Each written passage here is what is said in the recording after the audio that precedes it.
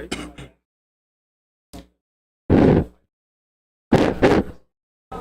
not working. All right, everybody. It's 7 o'clock. It's Tuesday, the 19th. I need roll call, please. Councilmember McCoy, Here. Mayor Pro Tem Dobson, Here. Councilmember Franke, Present. Councilmember Phillips, Here. Councilmember Welch, Here. Councilmember Hooper, Here. and Mayor Lauderman. Here. There'll be a quorum present. I will call the meeting to order.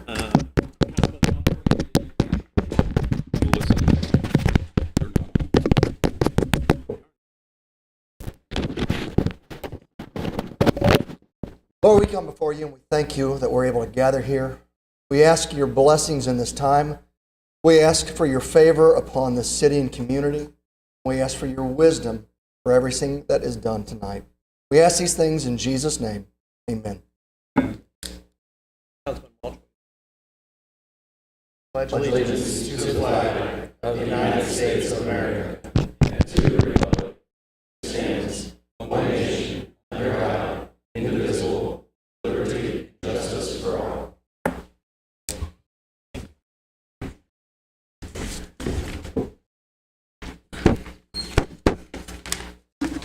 I need approval of the agenda. We do need to have an amendment real quick. Need to put city manager on for approval of board appointments, 3 board appointments. Put that on after the audit. I need a motion to approve that. Make a motion to approve as amended. Need a second? Second. All those in favor? Aye. Opposed? Now, a motion to approve the amendment. So moved. Second? Second. All those in favor? Aye. Opposed?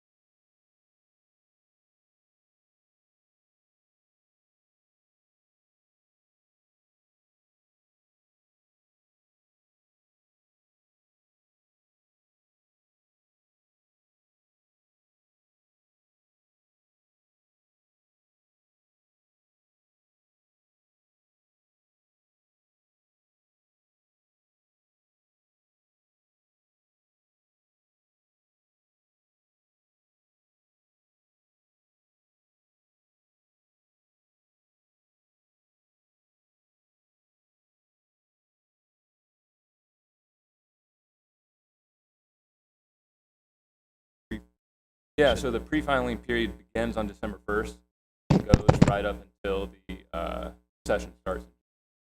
I don't know if he has gotten some pre-filed bill on our behalf, but like I said, he's a professional, so I presume he has. Thanks for that, Councilman. And Steve, thanks. Yeah. They're guessing what the application gets done. Yeah. Well, I guess we'll wait for an email by next meeting. Talk about it in between and good stuff. Actually, why don't you ask to be on the agenda for the next meeting Okay. instead of the public comment section, that you ask to be on an agenda so that we talk at more length on that and have James here also. Okay. Do And that. if we can also get everybody that's needs to be involved here. So if you would do that, that would be great. I will He certainly needs do to that. get with By next Wednesday after Christmas. So just send me an email and let me know you'd like to be. I will Discuss do it. that. Hey, Steve, thank you for Thank you, keeping our guys. feet to the fire. Thanks for the follow-up. Thank you. April.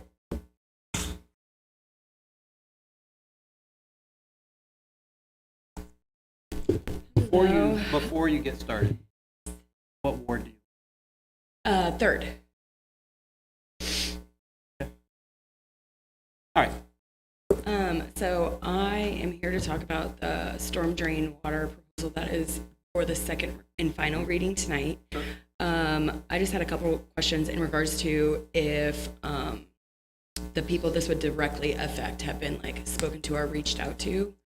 I know that several people that I have talked to, I feel like we're kind of passing the buck from what was initially, well, I think, So let's back up just a second. okay. So as I said, the other meeting, okay, council's job at this point is just to put this on the April 1st ballot. Okay. Job falls to committee that came up with a proposal to speak to citizens before the vote. As I understand it, they plan on having several public hearings. As a matter of fact, they had talked about having the public hearings by ward also. So they will have all that information, all those people before the vote. Okay, I think my concern and many others is one of the initial proposals was it was going to be based on like acreage. And I do believe a lot of people were trying to annex out of the city that weren't happy with that. And now it directly affects commercial property owners and residential owners. Like, for example, Northport Plaza, Steamboat Shopping Center, the Stardust Shops. I know that's owned by Tom Marks. He has over 100 commercial properties, and if that was at just the middle ground tax rate, he would be paying an extra $180,000. The Patels, they have over 100 residential properties on the lower end. That'd be almost $15,000. It doesn't really affect tenants So that are once again, renting. Is their job to sell it. It's not our job to say Right, yes or but the no. council votes on whether or not it goes to the ballot for the Yes, people it to vote does. on. That is our only job in this. Not our job to tear apart what they've set down. I understand. But is The it not? council will task this committee to come up with a plan for stormwater. They went But do you through see how several it's targeting one specific items. I don't group think it is. of commercial property owners? I don't. I think that when it gets before the citizens, we'll know what they're, as with all democratic things, they're the ones that are going to decide it. Right, but it's, the people are allowed to come voice their concerns to the council who ultimately Sure. put it on the ballot, correct? Absolutely. Okay, well, I, myself and many others feel like there have to be other avenues that is fair to everybody, whether you're We renting, asked them to go own. through several different avenues. And this is what they came up with. They went outside the box. They did a lot of studying on it. They spent a lot of nights. 90% So- of cities do it a certain way. I just don't understand why other avenues to where it's fair for everybody versus just taxing a certain group of people. Well, some of the ways that people would like, there are legal ramifications, whether or not you can and cannot do some of those things. The Supreme Court likes to step in on several of those things. It I makes know it that there's a hard to Missouri do state that. statute for storm drain water, and I don't know what It's our also tax levy adding- ceiling is at. Adding another thing to the bill, such as electric, water, sewer, and stormwater. Stormwater, all the other ones are metered. And that's, the law says that's how it has to be. Is that Stormwater not cannot be true? metered. No, that's not true. I'm sorry. No, it's not. We could assess impervious area or gross area on a tax bill, not on a, If it would stand up. Well, that's how 90% of cities do it from the research I've done. But where my confusion also lies is I've been told that if we collect money for electric, sewer, or water, that's what it has to be spent on. Exactly. So we're collecting money per electric meter, but using it on storm drain water. Because it's specifically for, that's how it's spelled. So arbitrary, but it is dedicated. So why are we not pulling funding from the general funding? For stormwater, Yeah. I don't have enough money for that. So, and what are we at for the general funding? Over Those 20 dollars- million? It's not necessarily about what we're at in a total, it's about those dollars are spoken for. Yes. And we need new dollars to speak for something. And I don't disagree that I think this is something that should have been taken care of a long time ago when it would have been a lot Your cheaper. time's over. April, if you would like, once again, to be on the agenda and have other people speak, you can. The public comments, you get your 3 minutes. If you want to explore something further,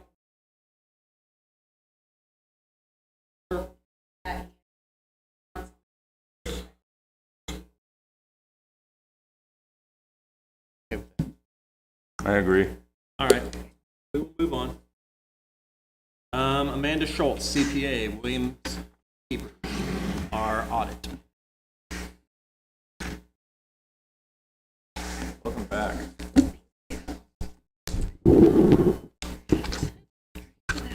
Good evening, everyone. I am Amanda Schultz. I'm an audit partner at Williams Keepers in Columbia, and we recently completed our audit of the city's financial statements as of the year that ended June 30th, 2023. Can you say how recently that you completed it?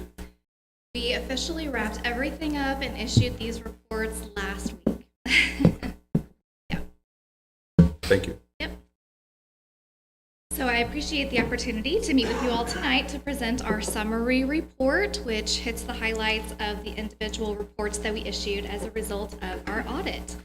So the first report is the audited financial statements, and it includes the city's annual financial statements, again, for the fiscal year ended June 30th, 2023, along with our report on those financial statements.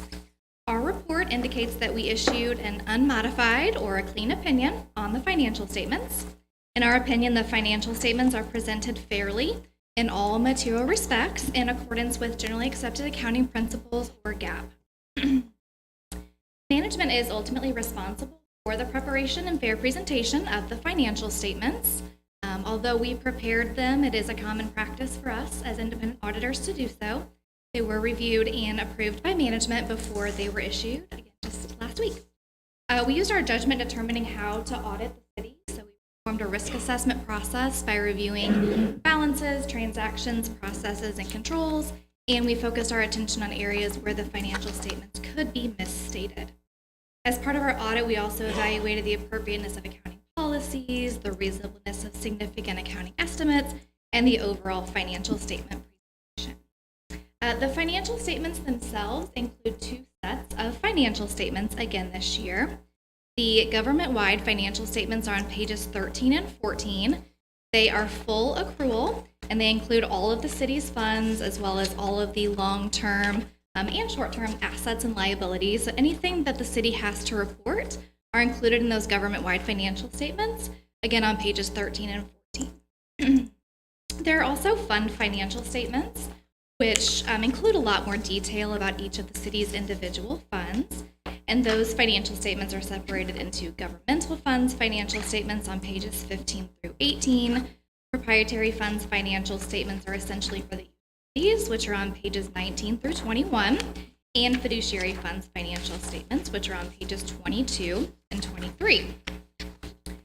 On page 2 of the summary report, there is a table that summarizes the highlights from the government-wide financial statements for fiscal years 23 with comparative information back to fiscal year 22. The audited financial statements themselves are not comparative, so you won't see these 2 years presented within them.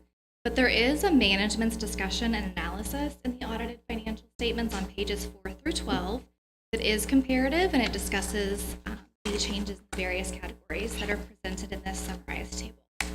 So quite a bit of analysis on those pages written from management's perspective. So good reading in that Q&A section. Because the city had expenditures of federal awards exceeding $750,000, it was required to have a single audit this year.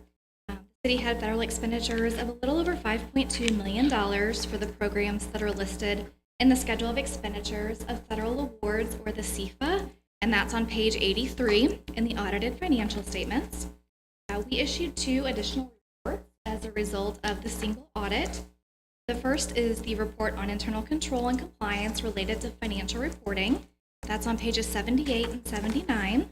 It did report a significant deficiency, which I'll talk about in just a few minutes, but it did not report any instances of non-compliance, so overall a fairly clean letter. And the report on internal control and compliance related to major federal programs, that's on pages 80 through 82, and it had an unmodified or a clean opinion on compliance and no findings. The 2 major federal programs for the city this year were the airport and the ARPA grants. That's where we focused most of our attention and did the majority of our testing related to the single audit. We also issued an auditor's communication letter as a result of the audit, and this letter includes comments about the audit process and its results that we are required by our professional standards to communicate to the governing board of an auditee, and for the city council serves that role. Just a few highlights. We didn't notice or note any transactions that we considered both unusual and significant. There was one minor change in accounting policies that the city implemented during the year, not significant or material enough to really point out for you all this evening. We evaluated the estimates affecting the financial statements and made sure that they were reasonable in relation to those financial statements. We also made sure that all of the required disclosures to support the financial statements were included in the notes. Moving on to the last page of the summary report, we did find the accounting records to be in good order, but we did propose several significant audit adjustments as a result of our procedures again this year.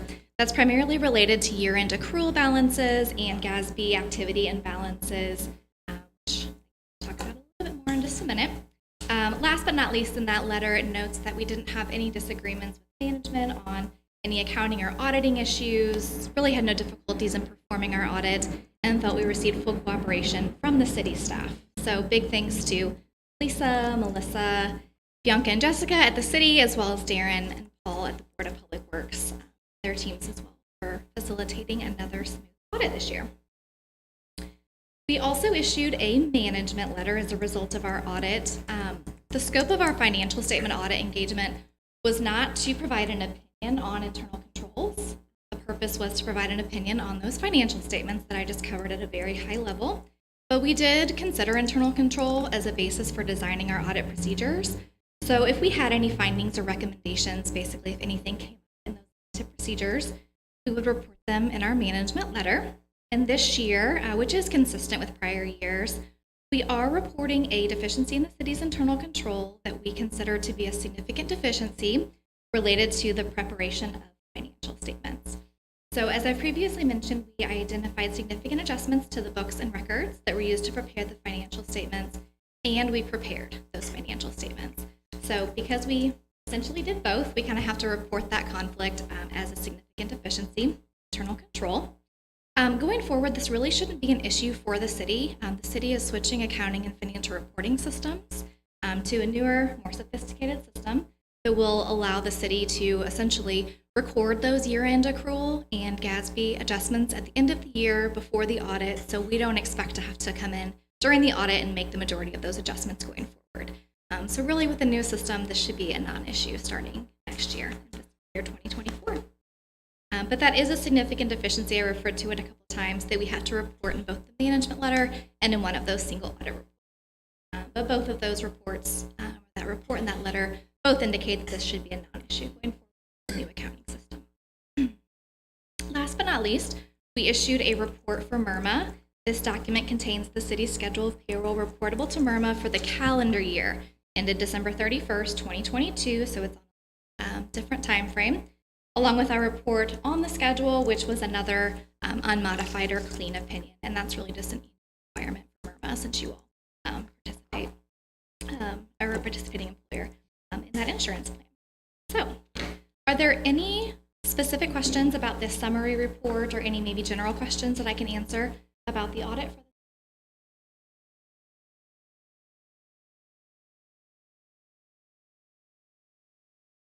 Again, we appreciate the opportunity to perform the audit, and I thank you all for your time this evening. If anything, please feel free to reach out. Otherwise, we'll see you next year.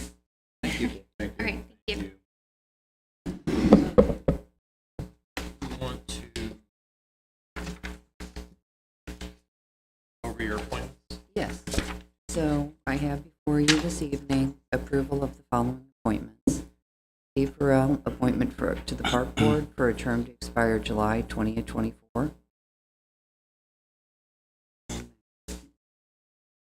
Once or you want to do- I need a motion to approve Steve Iverell appointment for a term to expire July 2024 to the Park Board.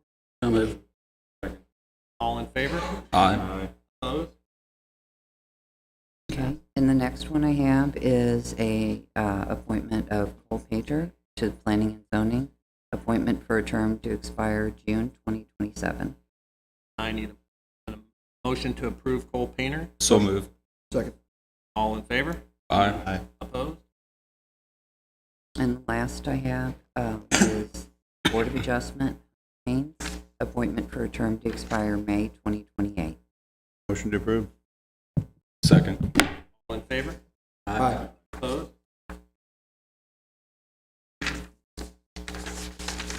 All right, Councilman Franke. Thank you. I got 2 items tonight. First one should be quick, so I'll start with that.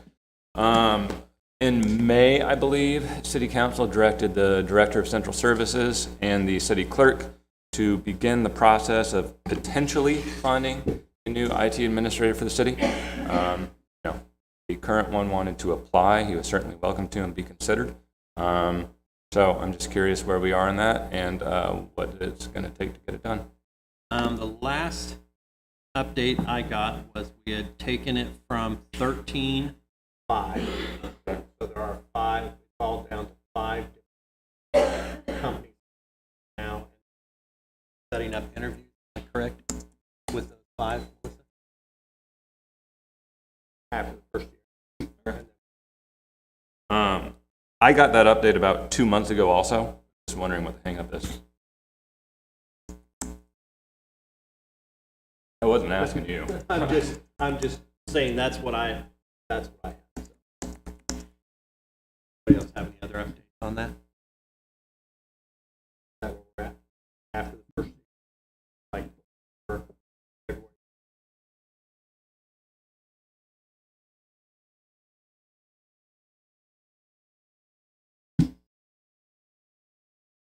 Yeah. All right. Okay. Thanks, guys.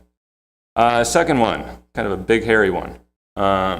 My gosh, the microphone went from not working to really working. What I'm coming to you guys tonight with is safe to say the beginnings of a plan. It's not my plan. It is one that both Christy and Barry, for the most part, talked about on the campaign trail. One that after many conversations with many people who live on Virginia and Magnolia seem to be okay with for the most part.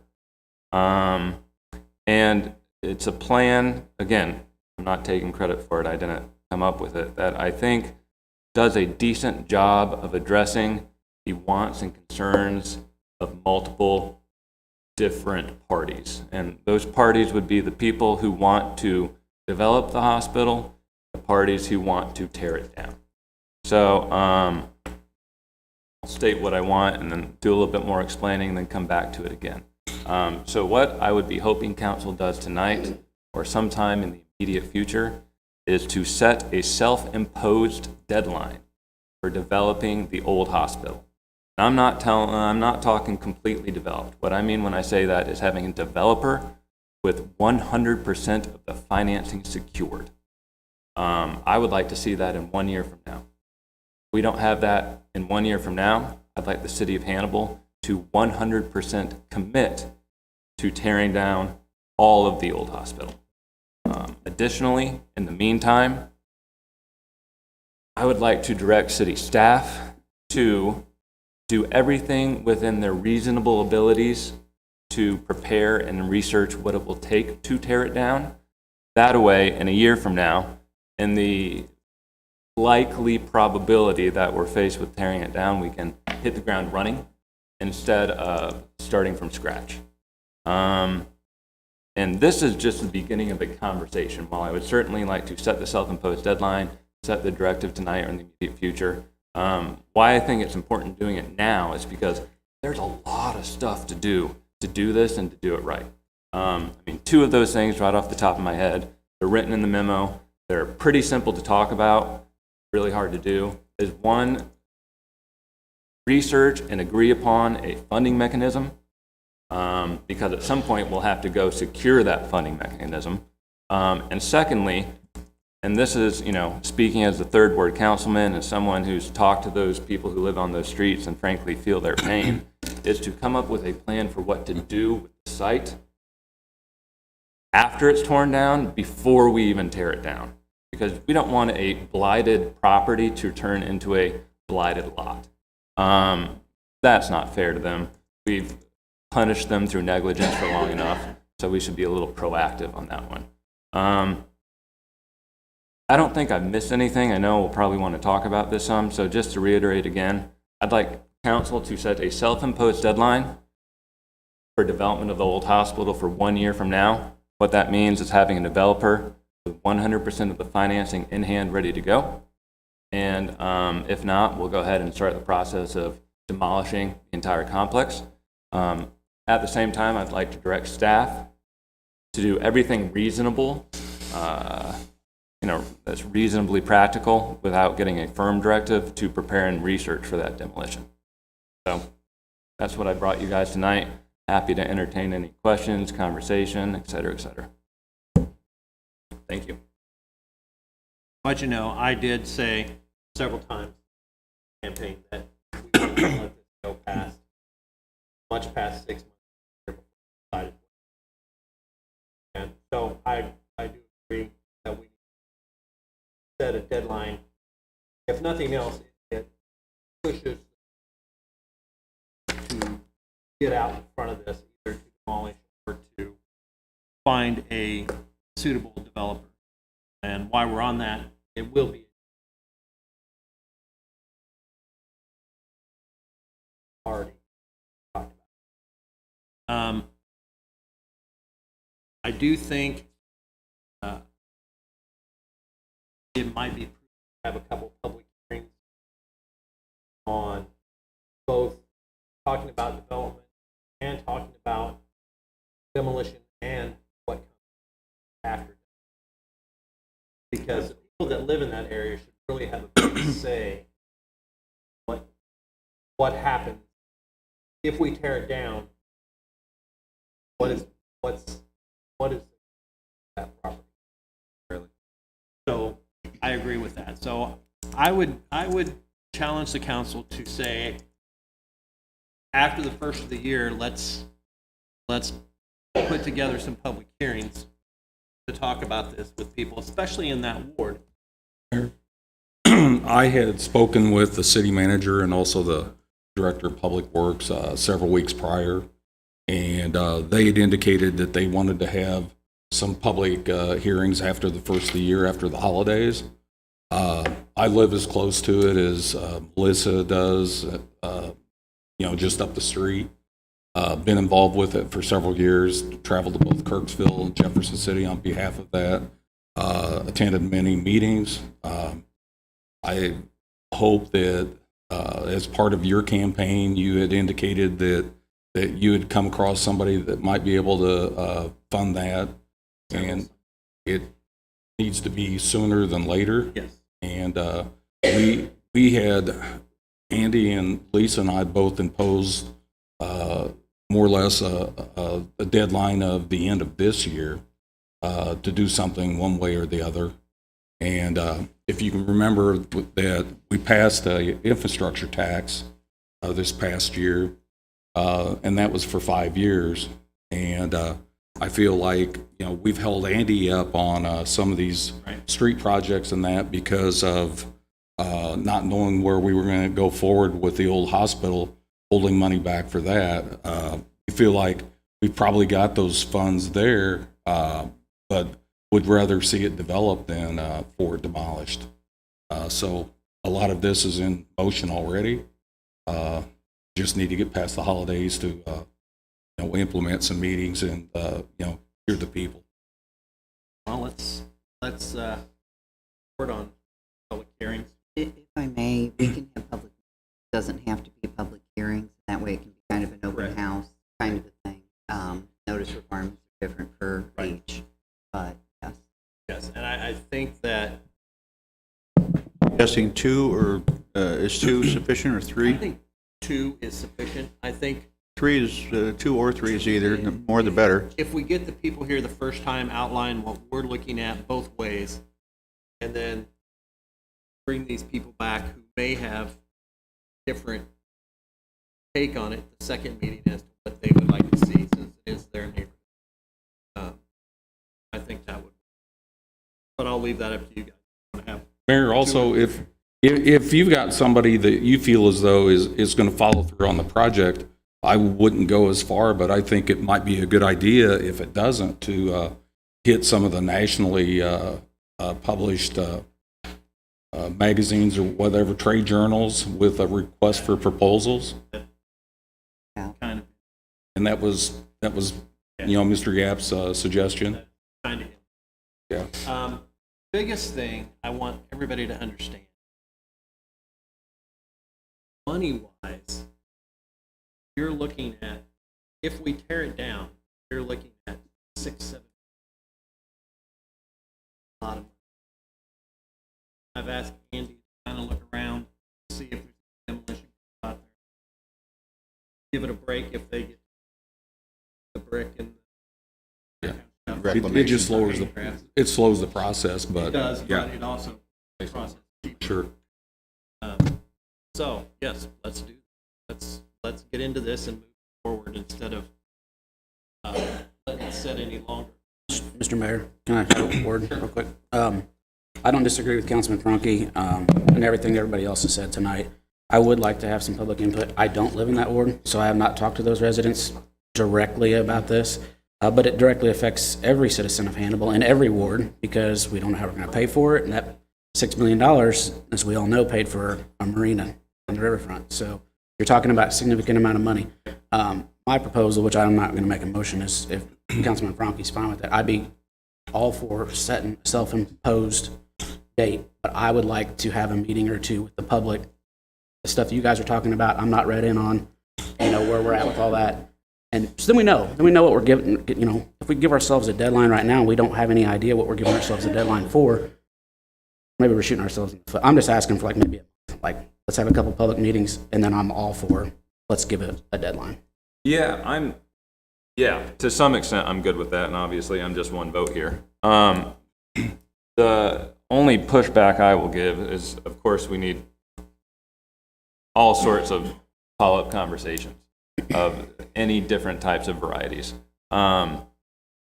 But we don't necessarily need to start the discussion, in my opinion, on what to do with the lot after the hospital is torn down before we even set a deadline or decide what we're going to do. So that's my only pushback, and that's why I still think setting a self-imposed deadline tonight is the right idea, because as you said, Mayor, it kind of lights a fire under all of us and helps us to hold ourselves accountable. I like having goals stated publicly, because it's a way for the public to grade us and for us to grade ourselves. So,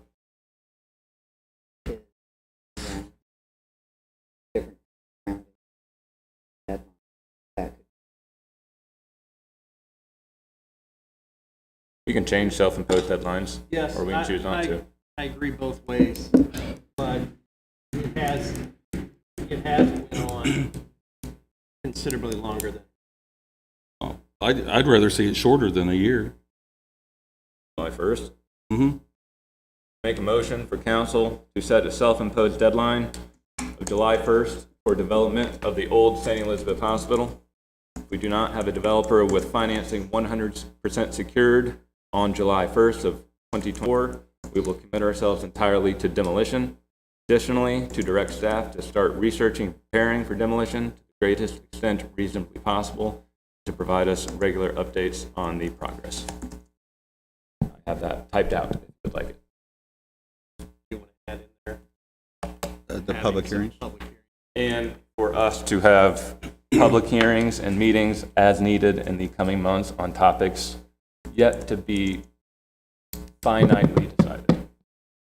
So if we vote in favor of this and Lisa gets hold of somebody or HREDC gets hold of somebody that's in a different stage of the funding round or whatever, where they're not going to be completely funded until August or the end of next year, then tonight we're voting to say that we're just going to throw our hands up and be done. Come forward. If somebody would come forward tomorrow, A reasonable chance. say by August 1st or September 1st of 24, we'll have the money in place. Do it and have a contract set to do that. Then change The next round for the tax credit till the end of September of next year. If Here's the thing with the tax credits. That's failed how many times? Every time we went after that, it said no, it's been vetoed. It drives me crazy that we predicate development on somebody getting the tax credits. So I could. I'm with you. I don't think that's something. I don't think believe that I don't think that's something that we should decide ourselves. We should let them decide before we self-impose anything. Let's have some public hearings and see what they want, who we represent, before we commit the entire city to this process. I understand your frustration. I get it. I mean, And I understand what you're saying, but it just keeps going round and round on this building, and we keep running one thing after another. so we did. It worked with the stormwater, right? That's where we're at. So we put a group of people together, and we have well, maybe If we wanted to put a group together to explore that, we can do that. But once again, it has to be something done in time. I agree 110%. I would personally rather talk to the citizens and get their input before we set a self-imposed deadline. That's all I'm asking. I don't care if it's I one will meeting leave or. that up to all of you guys. That's up to you guys to decide. You're the council. If you decide you want to have public hearings before we set a deadline. We have a motion in front of us, right? We do. And I will second that, Councilman Franke's motion. You second it? I do. I have a question I that do. goes along with that. Is that, are we putting in the motion for public hearings or public meetings? Public. Either or as we decide necessary. I mean, I'm as flexible as they could possibly be, as long as we set a deadline and move forward. And again, ultimately, just one vote. Anybody else have any questions? Just again, it's a fluid deadline, correct? Yeah. I get that. All right, we have a motion and a second. Any other discussion? All in favor? Aye. All opposed? No. Okay, I need to call roll.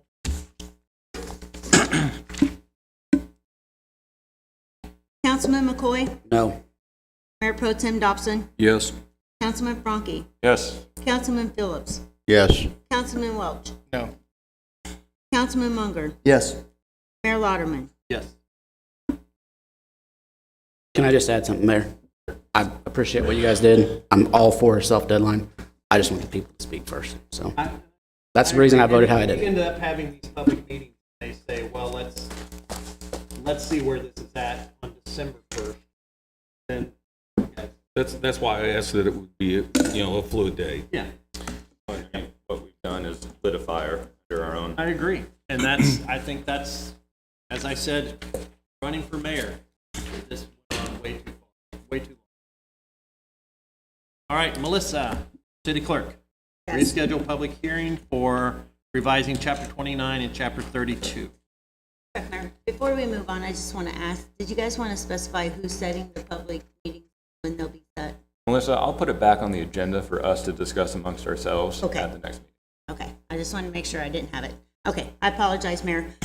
Some paperwork for the revising of chapter 29 and chapter 32 was not properly ready for the public hearing tonight. So the department has asked for us to reschedule that to January the 2nd at 6:45 p.m. Need a motion to approve? So moved. Second. Discussion? All in favor? Aye. All opposed? Approval of purchase of IT equipment. Yes, unfortunately, I'm so sorry. But with the upcoming new software, in addition to a constant need for the updates to the software and installation of our new and current system, it's grossly out of date. While we have done a great job by maximizing our hardware investments, I think everybody will hear here in a second, we are now facing equipment that is obsolete, that can't be worked on. And in our case, our switches, and we're having port failures. So our current server for the City Hall is 12 years old. The access point for the city clerk's office and the upstairs are 10 years old. Devin Klain has advised we will need to replace 3 of our 24-port switches immediately. The oldest switch is 19 years old, and the newest switch is 7 years old. Technology has changed a lot since we have replaced any of our servers, our processors, our switches. Combined with these will be a modem 48-point PoE, a point of Ethernet switch that will power our desk phones, access points, and reduce wiring clutter in the building. If you've ever seen the inside of our computer room, it's quite interesting. Mr. McLean sought pricing for 4 separate government contracted vendors. Insight Public Sector had the best pricing on switches as well as an access point for the total of $2,322.84.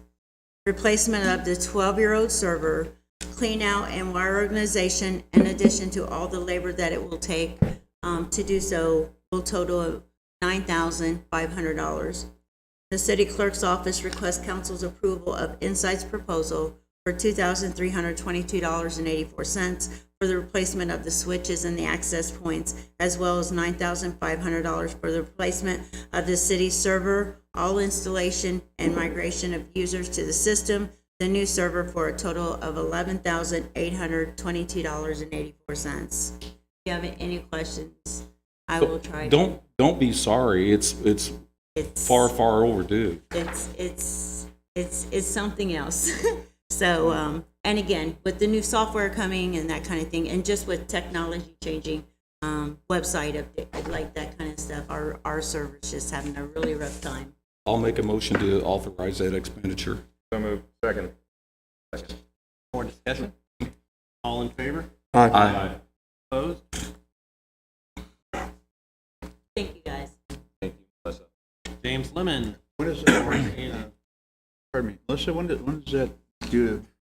And after, is that purchase going to go through immediately? Yes, we are going to, as soon as, if it was approved, especially the 24 switches for the upstairs and that kind of thing, we'll order those immediately to be replaced, and then we will start planning the replacement of the server. I know what you're thinking in your head, and it's about IT. I don't know if you do, but It probably has to do with IT. Here is kind of my thing. Devin McLean definitely knows our server, our system. That is one of the very, very strong points. Is that kind of area there. With moving forward with IT and things kind of like that, this server is just open. We should have done this long ago. It's kind of coincidence that we had the ports, the 19-year-old points accident. We had a 19-year-old port go bad that needs replaced now.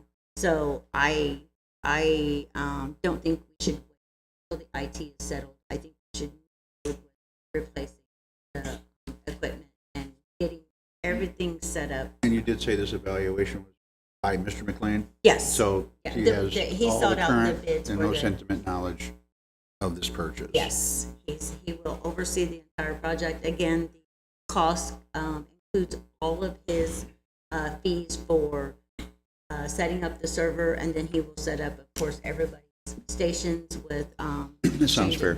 Yeah, That so sounds I mean, fair. that the price includes all of his work on the project also. Thank you.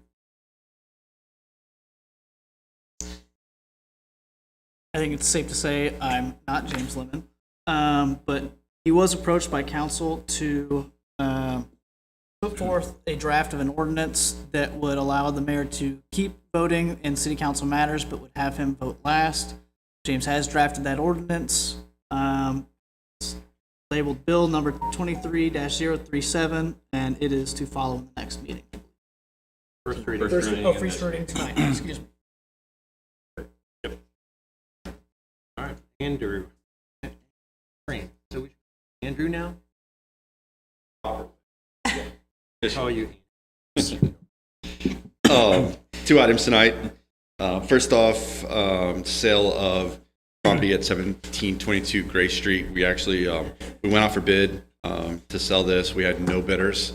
And about a week or so later, Fresh Start Restoration contacted us and was interested. So we recommend selling to them for $750. They own the property adjacent to this.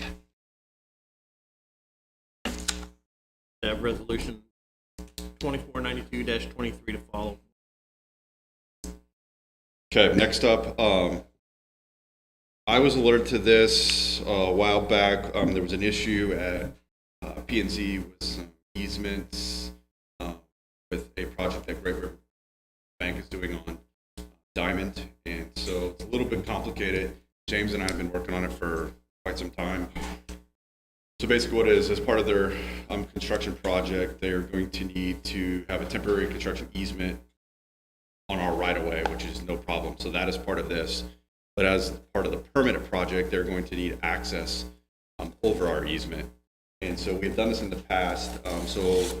What we propose is a temporary construction easement and a permanent use agreement. Basically just saying, in the future, if anything is damaged, it's on them to replace, not us. And so James is good with it. I'm good with it. Thank you all here tonight. All right. No cost to the city. Right. All right. Resolution 2493-23 to follow for approval.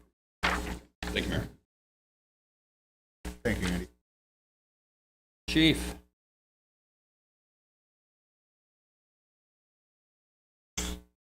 Mayor, Council, two things for you tonight, both on the grant front. The first one is earlier this year we applied for a grant through Homeland Security Office and Department of Public Safety through the RSOC. We were awarded $17,399 to purchase 3 battery-powered fans, ventilation fans. This is a 0% match for us, so it's basically a free $17,000. These, if you've not seen these fans, are pretty fans. They're large fans that we can set up at a fire or to push smoke out of a building. They run off the same batteries that we use for our extrication equipment. You have to obviously have any electric battery. It's really neat.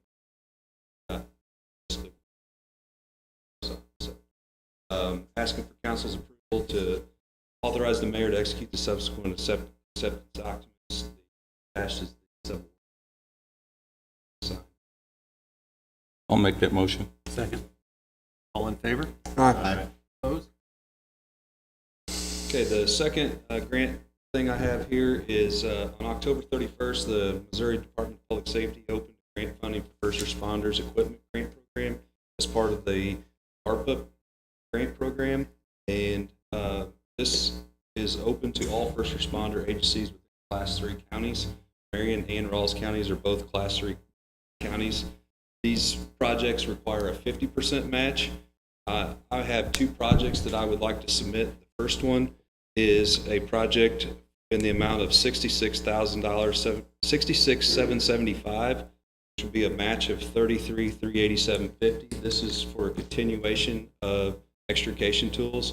If you remember earlier in the year, we got some extrication tools on a similar grant, and I'd like to continue that project and further it. This would put extrication tools at a full set at each station. It would kind of make us more versatile in responding to crashes throughout the city and our community. The second project would be for 2 new support vehicles. Recently, we've had a support vehicle down. It was one that we got back in 2004 from the RSOC, a similar grant that I previously just spoke on.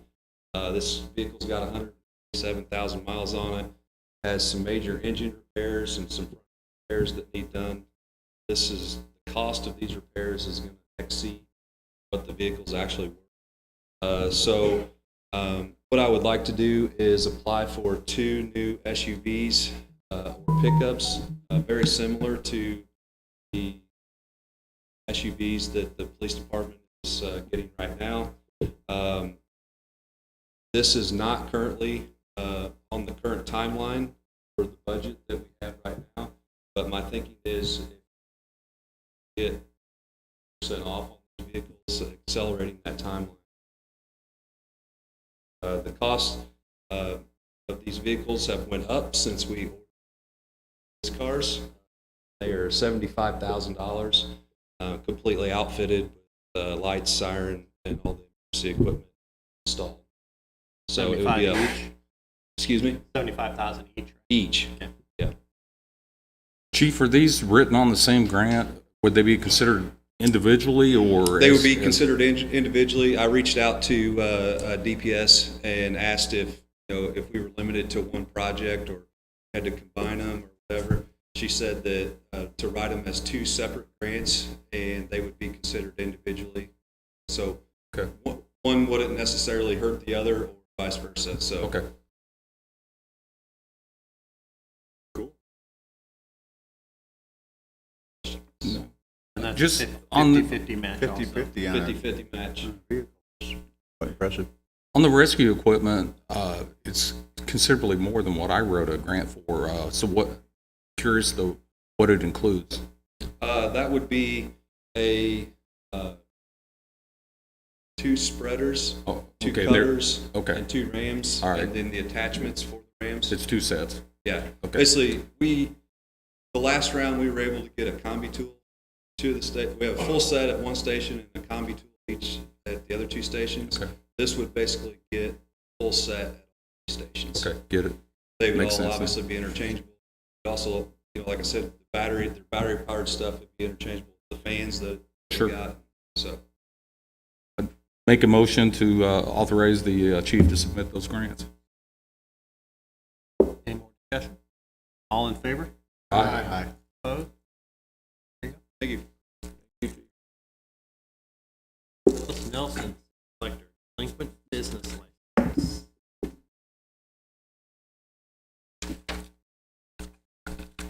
Color for code. Sorry, I'm back there where I can't hear very well. I'm up, right? Yep, you're up. I'm here about the merchant license. We started out with a little over 1,100 a year. We are down now to 42 that still have not renewed for one reason or another. And I need council's permission to go ahead with the next step, which will be sending them a letter telling them that revoking their license, giving them 30 days to either close up, get their act together for whatever reason, and get down here and do. Something we do every year, and send out letters, reminders, certified letters, and that's what will be going out again tomorrow. Council. I'll Second. More discussion? Other than to say, it never fails to surprise me, because there's always some big names on here. There's probably at least 6, I'm guessing 6 of them that probably came in because of the hail damage. Right. And will probably do not intend to renew, but Right. just have not told us But you're right, that. there are a couple. in And there if you that have would to not think- get with the state for one reason or another. All in favor? Aye. Opposed? Send them away. Thank you. Thank you. There will be some that'll, this won't be this many. Yeah. Mark Kempker, Chairman of Police and Fire Pension Board, Plan Amendment. Good evening, ladies and gentlemen. As pension chairman, I come before you to get an amendment done for our armed service members. It's listed there in section 1.23. It's regarding the service members paying their makeup contributions to the pension plan. As you guys well know, I've sent out the memo there. It kind of explains it a little bit for you guys, but in a nutshell, it's a very neutral to our plan. I think it gives an opportunity for someone that has served our country and has come back to maybe some things that are not the same as when they left, financially, or marital status, or whatever the case may be. This particular amendment would give them the opportunity throughout their entire career to pay back that contribution, basically pay to get their time back. But that said, they would pay the value of what the plan had made during that course of time. I understand they'll be paying interest on that delinquent amount. Yes, they would be. So they would have a certified actuary. You guys that are familiar with our pension board, we have an actuary every year. In this particular case, there's no administrative fees as we pay for that service. It's included in the administrative fees. So again, there's no cost to the city. That employee that comes back and at some point in their career is able to do that and pay back that money, they would be responsible for the amount of money that was made in that particular time frame. So if that plan made 13% in that time frame, then they're going to pay back pension. So, but there would be a certified actuary done on anybody that wants to take a hold. I had a young man that sits on our pension board, served overseas. He was deployed, he came back, and after he came back, he was in the process of getting divorced, dividing assets, taking care of liabilities. So as far as paying back that money, it was not top on that tier. So do we have any other questions? Yeah, I got a couple. I understand this, 95% sure. I just want to ask a clarifying question and then a curiosity question. Absolutely. So let's say there's a police officer who has a 20-year career, but for one of those years, he's on active duty serving our country in a different capacity.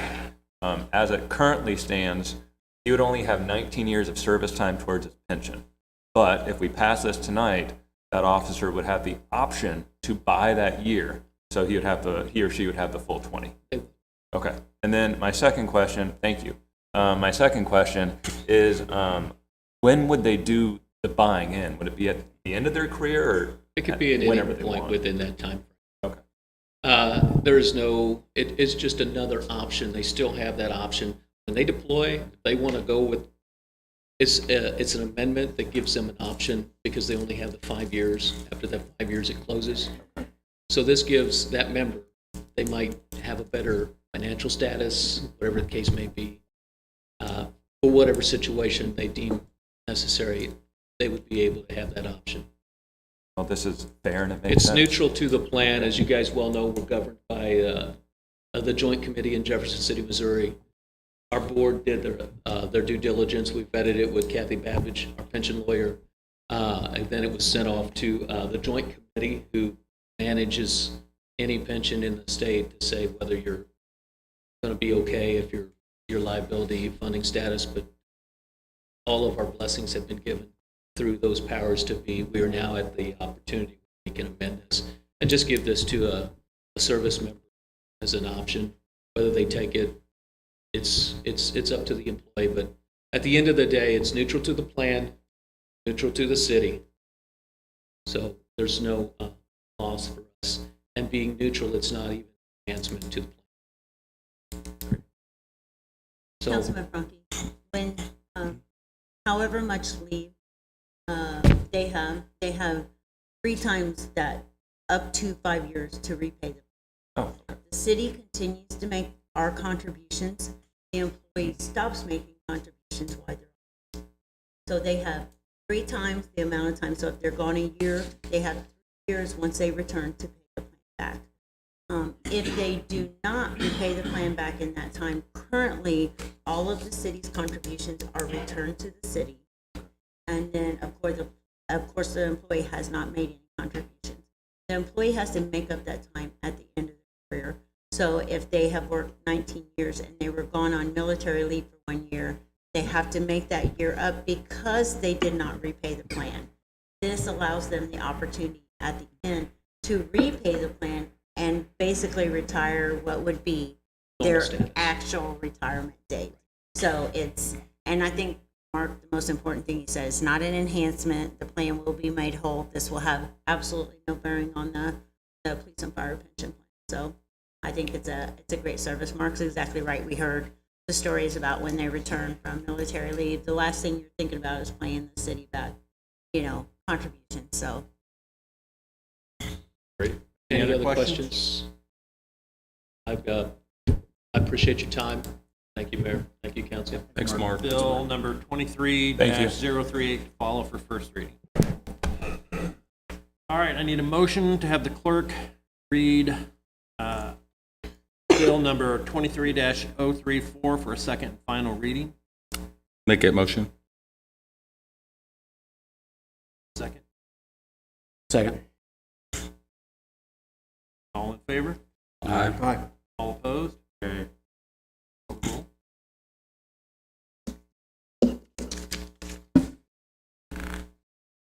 Councilman McCoy? Yes. Mayor Pro Tem Dobson? Yes. Councilman Frankie? Okay.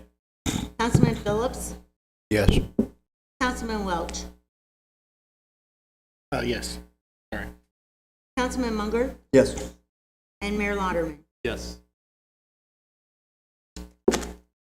Bill number 23-034, an ordinance of the City of Hannibal calling a municipal election to be held Tuesday, April the 2nd, 2024, to allow Hannibal voters to consider the implementation of a fee for the purpose of maintaining and improving the city's underground stormwater conveyance system, Proposition S. Second and final reading. Councilman McCoy? Yes. Mayor Pro Tem Dobson? Yes. Councilman Frankie? No. Councilman Phillips? Yes. Councilman Welch? Yes. Councilman Munger? Yes. And Mayor Lauderman. Yes.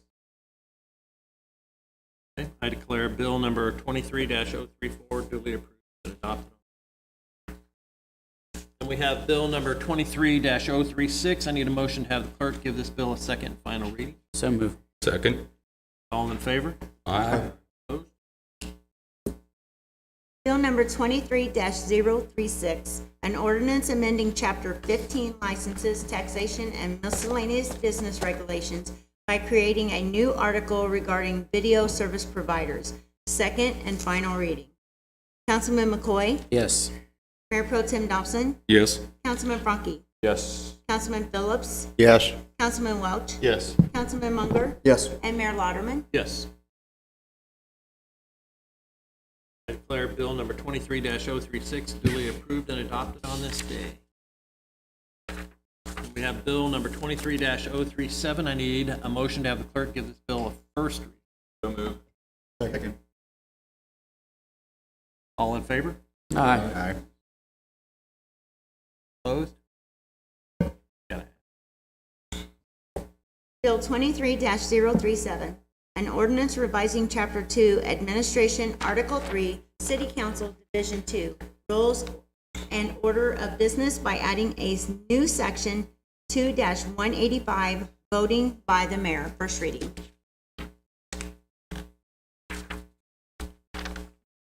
Bill number 23-038. I need a motion to have the clerk give this bill a first first reading? So moved. Second. All in favor? Aye. Opposed? Bill number 23-038, an ordinance of the City of Hannibal providing for a member who leaves the service of the city to serve in the armed services of the United States or in any qualifying military deployment to make up contributions following plan requirements herein. First reading. Then we have resolution number 2492-23. I need a motion to have the clerk read this resolution and call the roll for adoption. Motion. Second. All in favor? Aye. Opposed? Resolution 2492-23, a resolution of the City of Hannibal authorizing the mayor to execute a special warranty deed to Fresh Start Restorations for the sale of city-owned property located at 1722 Grace in the amount of $750. Councilman McCoy? Yes. Mayor Pro Tem Dobson? Yes. Councilman Franke? Yes. Councilman Phillips? Yes. Councilman Welch? Yes. Councilman Munger? Yes. And Mayor Lauderman? Yes. I declare resolution number 2492-23 duly approved and adopted on this day. We have resolution number 2493-23. I need a motion to have the clerk read this resolution and call the roll for adoption. Motion. Second. All in favor? Aye. Opposed? Resolution 2493-23, a resolution authorizing the mayor to execute a temporary construction easement permanent use agreement between the City of Hannibal and Great Rivers Bank for access over city right-of-way along Diamond Boulevard. Councilman McCoy? Yes. Mayor Pro Tem Dobson? Yes. Councilman Franke? Yes. Councilman Phillips? Yes. Councilman Welch? Yes. Councilman Munger? Yes. And Mayor Lauderman? Yes. I declare resolution 2493-23 duly approved and adopted. I need a motion to go into closed session in accordance with RSMO 610-021, 3, and 13, admitting myself, city council members,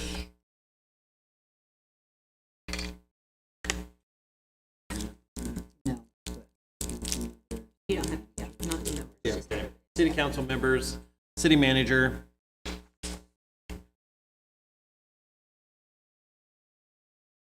clerk, and police chief Jacob Naki, and Andy Dorian.